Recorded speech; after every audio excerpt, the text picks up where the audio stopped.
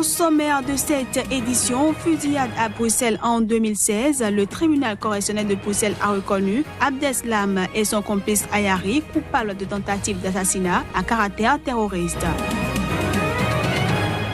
Au Zimbabwe, quelques 15 000 infirmières en grève ont décidé de reprendre le travail ce lundi, le temps d'entamer des négociations avec le gouvernement.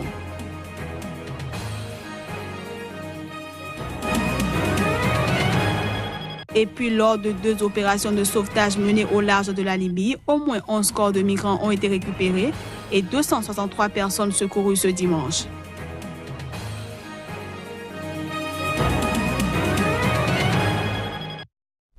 Ravi de vous retrouver en ce début de semaine. Bienvenue à tous. Le djihadiste français Salah Abdeslam et son complice tunisien Sofiane Ayari ont été jugés ce lundi à Bruxelles coupables de tentative d'assassinat à caractère terroriste, et ce pour leur participation à une fusillade avec des policiers survenue le 15 mars 2016 dans la capitale belge. Suivez ce reportage pour plus de précisions. Pour leur participation à une fusillade avec des policiers 3 jours avant leur interpellation en mars 2016, dans la capitale belge, le djihadiste français Salah Abdeslam et son complice tunisien Sofiane Ayari ont été condamnés ce lundi à Bruxelles à 20 ans de prison. Dans son jugement, conforme aux réquisitions du parquet fédéral, le tribunal correctionnel de Bruxelles les a reconnus coupables de tentative d'assassinat à caractère terroriste.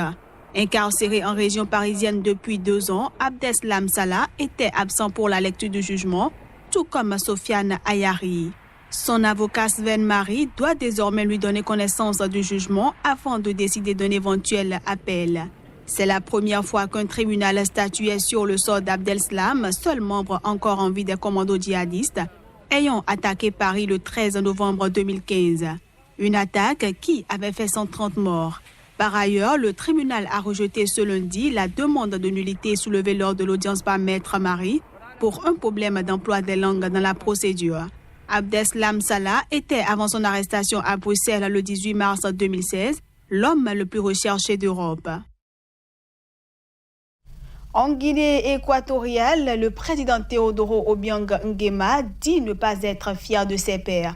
En réponse à une question sur la tentative de coup d'État que Malabo a affirmé avoir déjoué en janvier, il a déploré le manque de solidarité en Afrique. De l'attitude de ses pairs à son égard, de ce qu'il aura vécu de très éprouvant ces derniers mois-ci, Teodoro Obiang Nguema dit être plus que dépité. Le président équato-guinéen aurait souhaité plus de compassion, de soutien, mais rien de tel. Il déplore, dit-il, qu'il manque beaucoup de solidarité en Afrique et affirme ne pas comprendre comment, pour des montants insignifiants, certains Tchadiens, Centrafricains et Soudanais aient pu être recrutés pour sacrifier leur vie afin d'aller attenter contre les personnes d'une autre nation. Début janvier, Malabo a annoncé avoir déjoué un coup d'État après qu'une trentaine d'hommes armés, tous des étrangers, précisément Tchadiens, Centrafricains et Soudanais, ont été arrêtés fin décembre au Cameroun, au carrefour des 3 frontières entre la Guinée, le Cameroun et le Gabon. De nombreux doutes et zones d'ombre perdurent sur les motivations et les soutiens qu'auraient eu ces hommes. Mais l'importance numérique des Centrafricains dans le groupe et le fait que le présumé cerveau de ce groupe soit un Tchadien avait donné à l'affaire une inédite dimension régionale. Heureusement, les crises diplomatiques qui ont failli en découler ont plus ou moins été vite canalisées. Mais Malabo reste toujours sous le choc et très méfiant. Pendant ce temps, en Mauritanie, l'opposition radicale a annoncé sa participation aux élections législatives et municipales prévues au second semestre de cette année. Le Forum national pour la démocratie et l'unité, qui avait boycotté les élections législatives et municipales en 2013, refuse donc de rester en marge d'un processus électoral devant conduire à une alternance politique dans le pays. Ceci en dépit de sa dénonciation de la gestion de ce processus par le pouvoir. L'opposition radicale mauritanienne a annoncé samedi sa participation aux élections législatives et municipales qui sont prévues en août-septembre prochain. Selon Mohamed Ould Mouloud, son parti, le FNDU, n'entend pas rester en marge d'un processus électoral qui doit conduire à une alternance politique. La quasi-totalité de l'opposition radicale a boycotté les dernières élections organisées en 2013 et qui ont été largement remportées par le pouvoir. L'annonce de la participation du FNDU au scrutin d'août-septembre prochain intervient après la révélation le 17 avril dernier par le pouvoir et l'opposition de l'échec d'un dialogue secret entre ces deux partis en vue d'un accord politique pour préparer ces élections. Le chef de l'opposition radicale, Mohamed Ould Mouloud, a par ailleurs qualifié d'illégale la nouvelle commission électorale nationale dont la formation a été annoncée mercredi par le gouvernement. Cette commission électorale sera composée de 11 personnes, dont des représentants de l'opposition modérée, sans aucun membre de l'opposition radicale. Le président du FNDU, qui accuse le régime du président Mohamed Ould Abdelaziz de pousser le pays vers des élections conflictuelles, a annoncé un appel devant la justice contre cette commission électorale qui exclut selon lui un pan important de l'opposition. Au Nigeria, le président en exercice Muhammadu Buhari, candidat à sa propre succession, pourrait avoir du souci à se faire pour se faire réélire. La multiplication des conflits et l'insécurité toujours ambiante pourraient constituer les grands enjeux de l'élection présidentielle prévue pour se dérouler en février 2019. Reportage. Mettre fin à l'insurrection djihadiste Boko Haram dans le nord-est du Nigeria.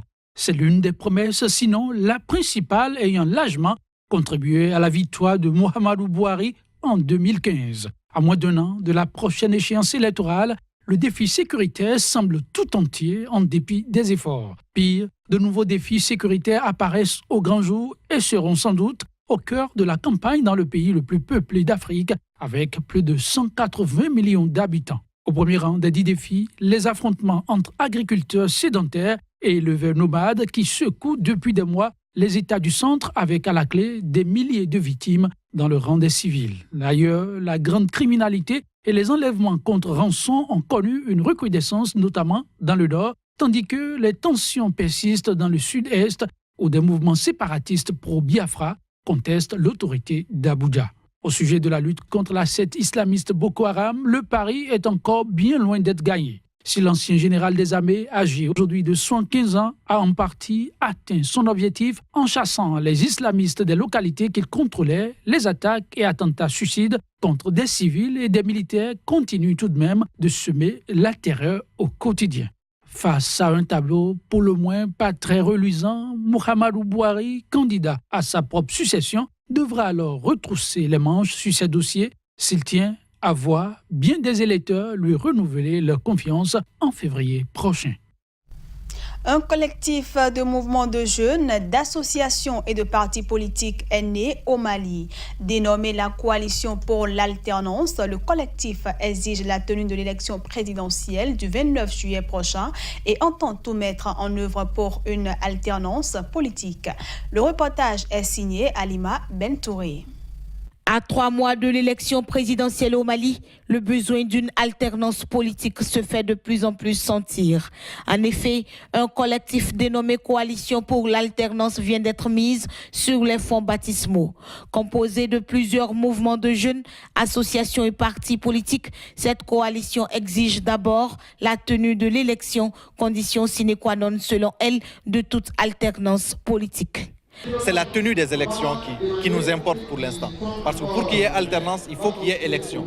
Et pour qu'il y ait élection, il faut que l'État s'assume, il faut que l'État crée les conditions matérielles et sécuritaires pour arriver à cela. L'alternance, c'est aussi la tenue des élections. La coalition pour l'alternance fait de son cheval de bataille le départ du président Ibrahim Boubacar Keïta. Selon ses responsables, accorder un second mandat au régime actuel équivaut à une liquidation pure et simple du Mali. C'est pourquoi ils exigent que des dispositions soient prises pour des élections transparentes et crédibles. Vous avez tous entendu le Premier ministre dire que les cartes d'électeurs ne seront prêtes que dans 65 jours. Et ils ont pratiquement 30 à 34 jours pour distribuer. Nous ne les faisons pas confiance. Nous savons que c'est quasiment impossible de distribuer des cartes d'électeurs en 40 jours. Les cartes Nina, en 9 ans, on n'a pas pu distribuer toutes les cartes Nina. Mais ce n'est pas en 30 jours qu'on va distribuer les cartes d'électeurs. nous sommes perplexes par rapport à ça. Pour atteindre ces objectifs, la coalition pour l'alternance prévoit des meetings synchronisés et des sensibilisations sur l'ensemble du territoire national. Je le disais en titre, au Zimbabwe, des milliers d'infirmières licenciées par le gouvernement pour avoir grèvé ont mis fin à leur mouvement et ce, afin d'entamer des négociations avec les autorités. Les infirmières zimbabwéennes en colère ont finalement décidé de suspendre leur mouvement social pour préparer la réouverture des négociations et assurer la protection des travailleurs.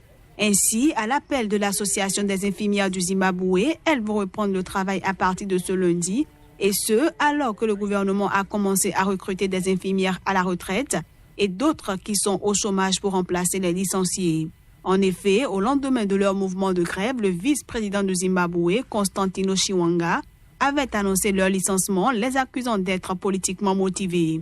Pour mémoire, elles étaient 15 000 à s'être mises en grève il y a une semaine, pour demander l'augmentation de leur salaire et de meilleures conditions de travail. Elles protestaient aussi contre le sous-équipement et le manque de médicaments. Il faut dire que le mouvement de grève des infirmières avait été amorcé juste quelques semaines après la fin de celui mené par les médecins. En Libye, au moins 11 corps de migrants ont été récupérés et 263 personnes secourues ce dimanche lors de 2 opérations de sauvetage menées au large du pays. C'est du moins ce qu'a indiqué un porte-parole de la marine libyenne. Lors de 2 opérations de sauvetage menées au large de la Libye ce dimanche, au moins 11 corps de migrants ont été récupérés et 263 personnes secourues. Lors de la première opération, une patrouille des gardes-côtes a pu secourir 83 migrants clandestins et récupérer 11 corps sur un bateau pneumatique à 5000 marins au nord-est de Sabrata, ville située à 70 km à l'ouest de Tripoli. Les 11 migrants se sont noyés lorsque le Zodiac s'est renversé, mais ils ont été récupérés par les survivants et hissés sur l'embarcation. La seconde opération a quant à elle eu lieu au large de Sliten, situé à 170 km à l'est de Tripoli, où 180 migrants de différentes nationalités africaines ont été secourus de 2 bateaux pneumatiques. Selon le général Kassim, ils ont été ramenés au port de Tripoli. D'après des chiffres de l'Organisation internationale pour les migrations, arrêtés au 18 avril dernier, au moins 359 migrants sont morts ou ont disparu en Méditerranée centrale depuis le début de l'année 2018, contre 1020 l'an dernier à la même époque. Et pour finir, au Cameroun, les habitants de Longamali, un petit village de l'est du pays, semblent désemparés. Et pour cause, une centaine de trous remplis d'eau parsèment les alentours du village. Ces trous sont d'anciennes mines d'or abandonnées, devenues des lacs de la mort et qui ont entraîné une catastrophe écologique. Ils appellent désormais à l'aide. Des domaines miniers exploités puis laissés à l'abandon, Longamali, petit village de l'est du Cameroun, en compte un nombre très important. Ceinturant carrément la localité, il représente désormais de véritables pièges à hommes. En font régulièrement les frères et les enfants. Votre enfant peut sortir dans le matin, qu'il aille au champ jusqu'à 20h, s'il ne revient pas, c'est dire qu'il est déjà tombé dans un trou qui a été conservé. Le trou a été conservé d'eau, il est tombé là-dedans. Ça crée donc des problèmes. Chaque semaine, c'est des pertes des enfants. Pas plus tard qu'il y a cela, 2 semaines ici à Beta-Roya, nous avons déploré 3 décès, 2 de nationalité centrafricaine et une personne de nationalité camerounaise.